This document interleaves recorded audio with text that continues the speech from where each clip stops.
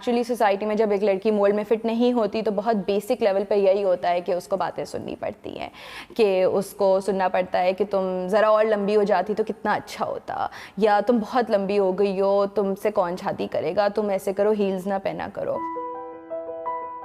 मेरा नाम माहम जावेद है और मैं एक जर्नलिस्ट हूँ और मैंने कुछ महीनों पहले एक शॉर्ट स्टोरी लिखी थी जिसका नाम द टॉलेस्ट वुमन था, और वो मैंने कंपटीशन में डाली थी, ज़ीनत हारून रशीद वुमेन्स राइटिंग प्राइज़। तो अभी हाल ही में पता चला है कि वो स्टोरी जो है वो अवार्ड जीत गई है। तो जो स्टोरी है वो एक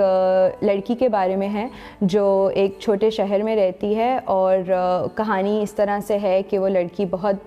रफ्तार से लंबी होती जा रही है और वो एक पॉइंट ऐसा आता है कि वो अपने शहर में पूरी नहीं आती। कहानी का एक और एलिमेंट बेसिकली माँ बेटी की रिलेशनशिप पे भी है। इट्स नॉट कि हमारी माएँ हमें इसलिए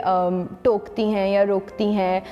ज़्यादा खाने से या कम खाने से या बाहर धूप में बैठने से, क्योंकि वो हमसे मोहब्बत नहीं करती या प्यार नहीं करती, वो क्योंकि उनको भी पता है कि मुआशरा कैसा है। ये एक बहुत ज़रूरी और इम्पॉर्टेंट एलिमेंट है हम सब के लिए, जो स्पेशली पेरेंट्स के लिए सोचने के लिए कि आप अपने बेटे और बेटियों स्पेशली को